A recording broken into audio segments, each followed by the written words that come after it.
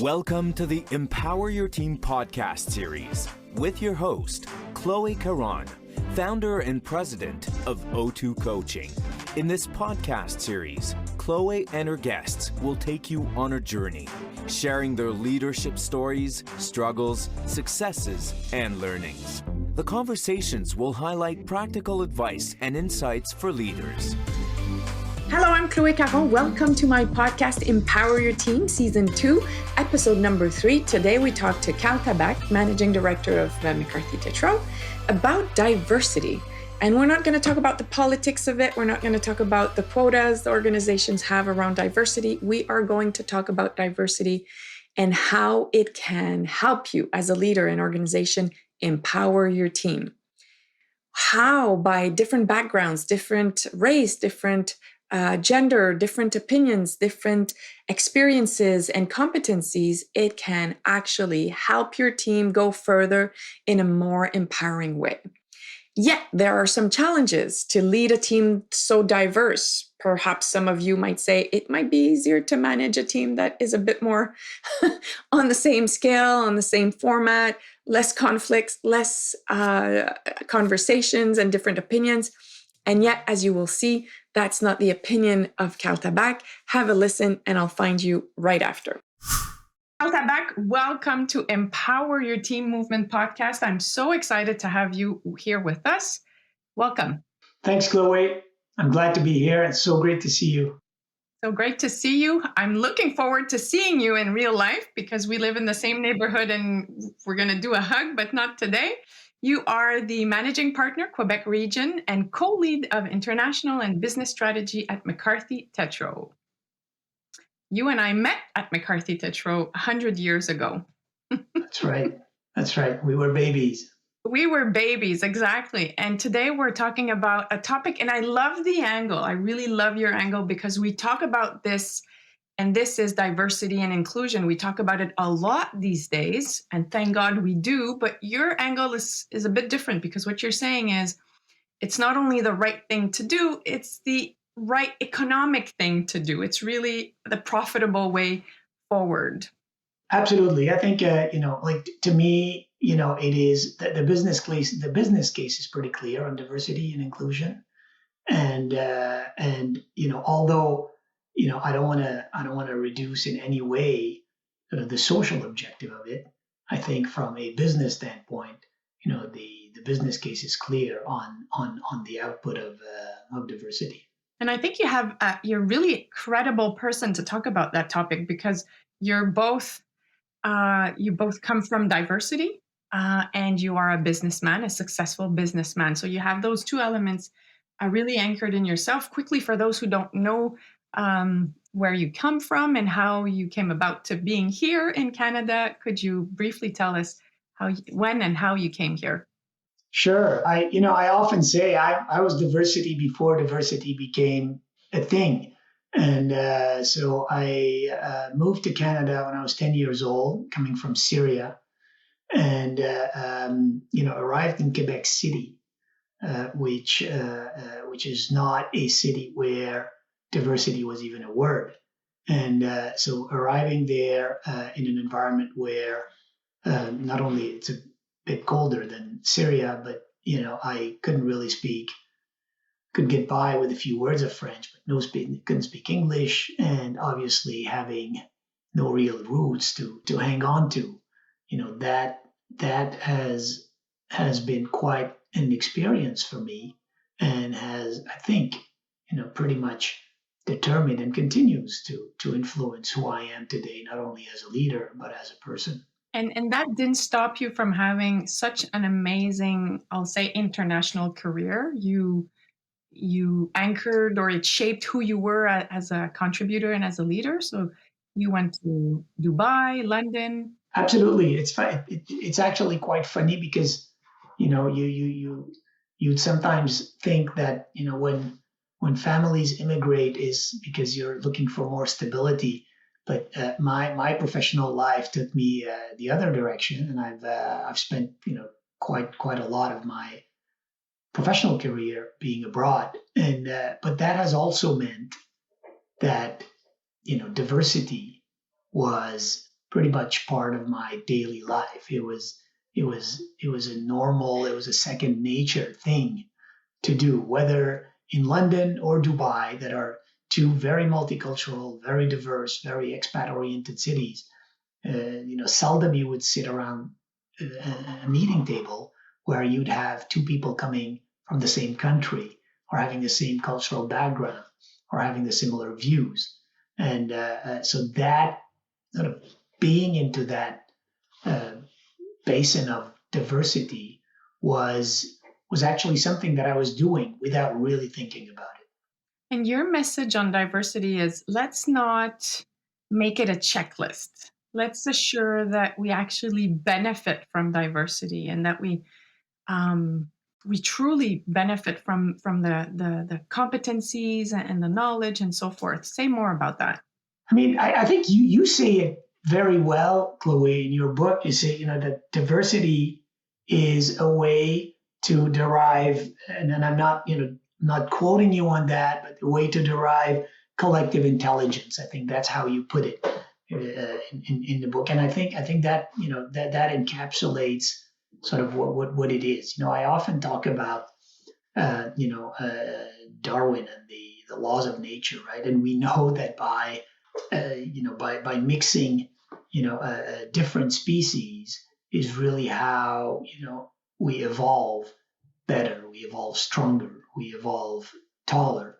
And if we keep, sort of our areas of interconnections very narrow, we know that the species go to extinction. And I think that, this also applies in the business world when we're trying to tap into collective intelligence, when we're trying to increase creativity, when we're trying to maximize the output of the collective brains.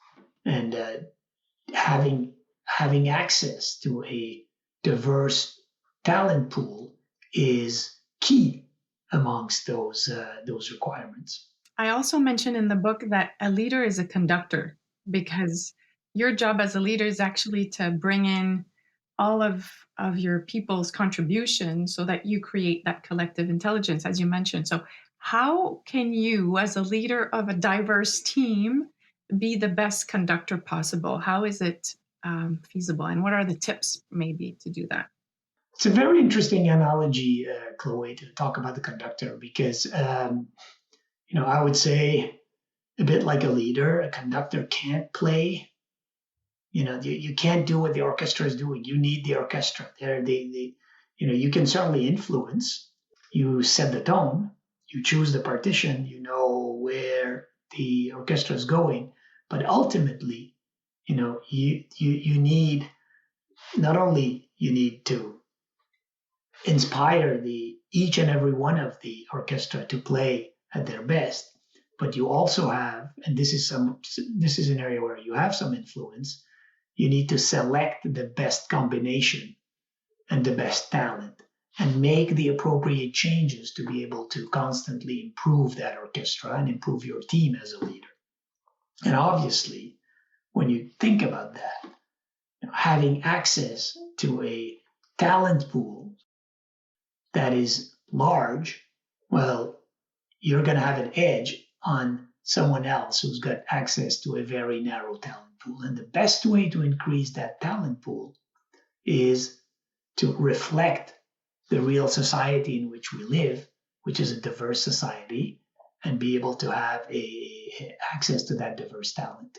And in a way, diversity and inclusion is also that. It allows us to remove all the filters and all the blur that basically comes in the way between talent and our perception of talent. And today we call it unconscious bias. Today we call it judgment and preconceptions.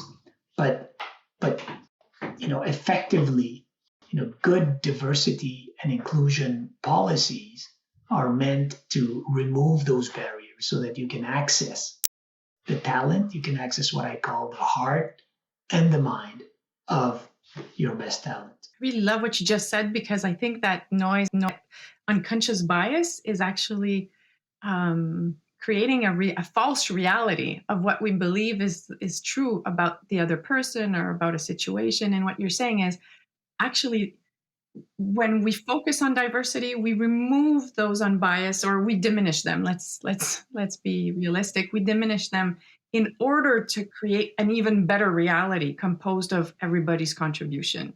Did I hear this right? Absolutely, absolutely. I mean, I call it removing the blur, right? Removing the filters that are blurring your vision. So you have in anything, right? I mean, if every day you eat the same food and you've never seen anything else, right?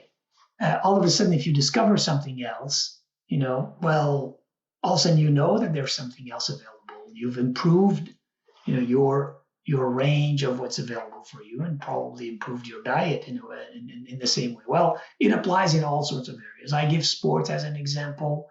You take worldly sports, take soccer, for instance, where, you look at the best teams, the best professional teams. Well, out of 11 players, there's probably 11 different nationalities, 11 different backgrounds, 11 different stories. If they compete against a team that only has one nationality, one that come from a narrower talent pool, they have no chance. And in business, when you're competing with your talent, you want to be able to have access to the best talent. And diversity is a key tool that allows you to, diversity and inclusion is a key tool that allows you to actually not only have access, retain, and promote that talent. And it create models for people that you would have not seen in the market, for example, had they not had those models. We talk about the vice presidents of the United States, for example.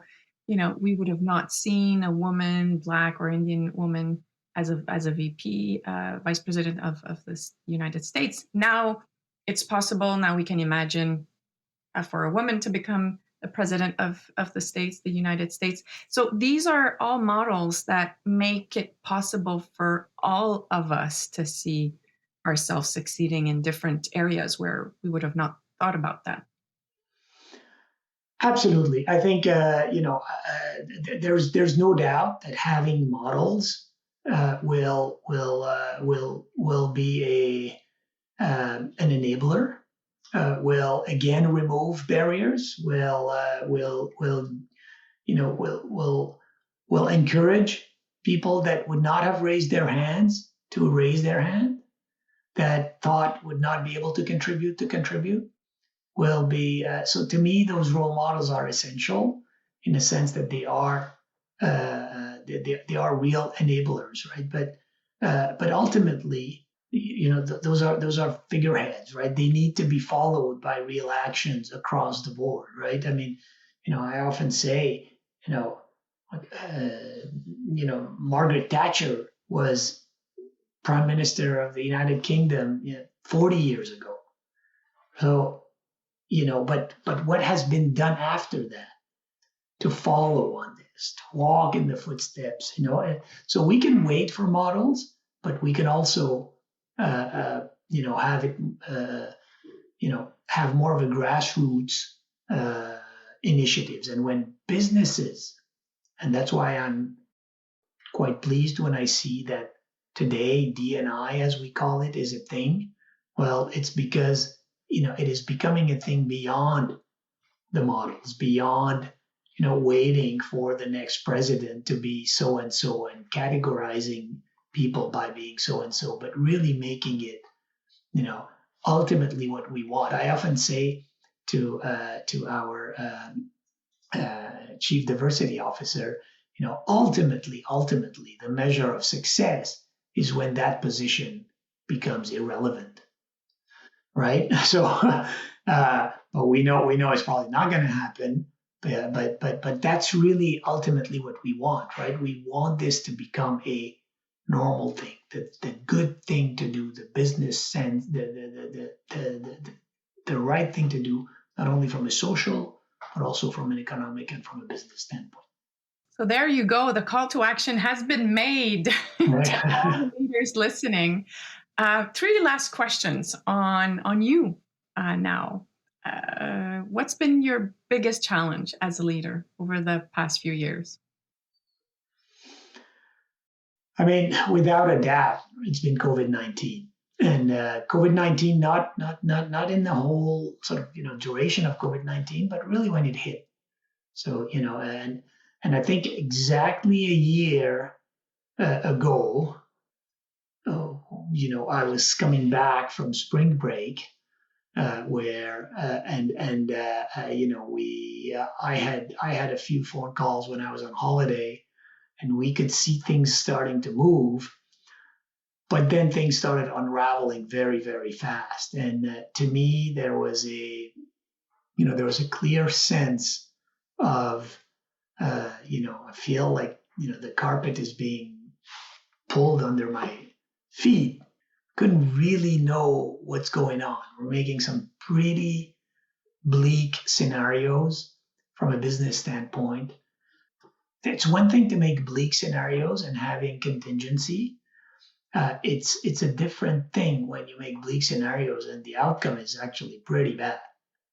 You wanna make sure that you're trying to see clear, but with very few precedents or tools to rely on. And what did you rely on? I think two pillars that were very helpful were rely on values. And so on the management team, we talked a lot about values. Oddly enough, in our 15-hour Zoom sessions that we were holding, we talked a lot about values. We talked a lot about strategy. We talked a lot about staying the course and believing in what we're doing. And today, sitting there almost a year after, looking at how things unfolded, it's easy to say, well, yeah, guess what? We were right. But I can tell you that sitting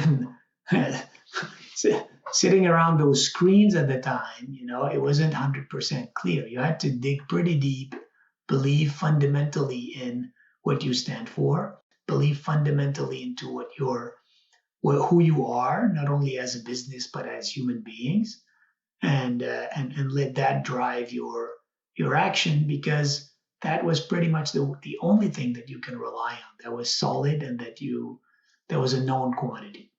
And would you say it shaped who you became as a leader? Yeah, I think absolutely it shaped who I became as a leader. It aged the leader that I am, for sure. But it also shaped who I am in terms of, well, first of all, it puts a lot of things in perspective. There's very few events that can happen that could be so disruptive to a business or to the prospects of business, right? And I'm not talking about hindsight. I'm talking about put yourself in March of 2020, right? You couldn't think of anything else, right? And so I think the way I would react to other events, and I would give the world for that experience not to be tested again, to be quite frank. But I think that the fundamental belief in values, the fundamental belief in sort of digging deep into who you are and knowing that you're doing the right thing, it is something that's probably going to stay with me forever and taint every decision I make as a leader. And this is so powerful because we can sense as you're speaking the depth of that impact on you, and I can only imagine the impact on your team and most probably on the clients that you serve. So my guess is that we're a better society because of those values that we created. If I'm listening to you, I'm thinking that's probably a better society from a value standpoint that we're living in. Yeah, absolutely. And better society, mind you, we're running a business, right? So at the end of the day, we're making decisions that are in the best interest of the business. And to me, those are not contradictory things. I think staying true to your values as a business is actually a pretty good business decision, because it gives you it gives you a clear line in terms of where you're going. It gives you a clear anchor in terms of the types of decisions that you're taking. And it also, very importantly, it helps how you communicate those decisions and how you get buy-in from your people into those decisions. Because, if everyone is not, and to take your analogy of music, if we're not all singing from that same hymn sheet, it can be very disrupting and very difficult to go through a crisis such as COVID-19. So, it all ties together. It may all sound very philosophical, but unfortunately, when you are hit with something like that, philosophy is probably one of the things that's left, right? When One of the sure thing. One of the sure things that you have, absolutely. Oh, Cal, I could go on. I'm so excited for this conversation. I look forward to, as I said, seeing you face to face. Really, I look forward to that. Give the kisses to the missus, and looking forward to seeing you soon. Thank you for your time. Thanks, Chloe. Bye-bye.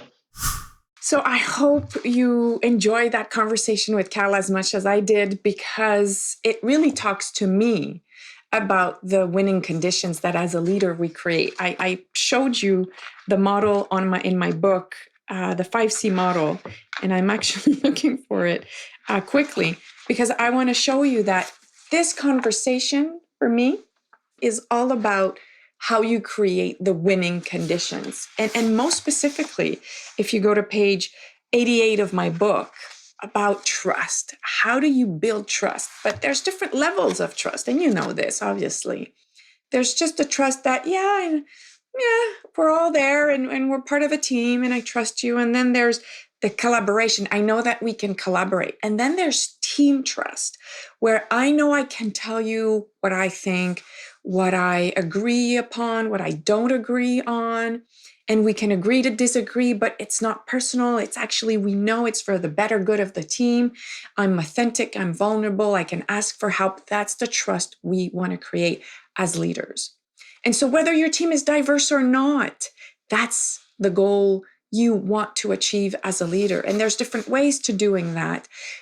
But one really strong way is to call upon the collective intelligence of the team, to make sure that everyone has a voice, that everyone can express their opinion and bring the team further. I'm not talking about expressing your opinion just to express your opinion, but to further the team efficiency, further the team contribution. And you as a leader, as the conductor of that team, as we talked with Karl about, this is your role, to create the winning conditions for everybody to be part of that team fully and completely, so we can hear the collective intelligence and go further. How are you doing that on your team?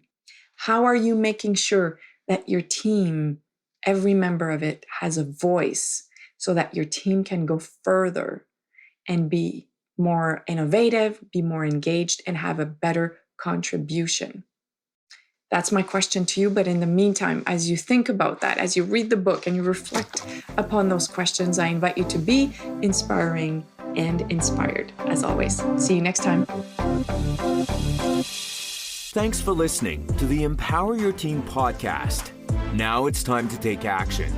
Join the leaders who are already part of the Empower Your Team movement and visit our website at empoweryourteam.com to know more on how to participate.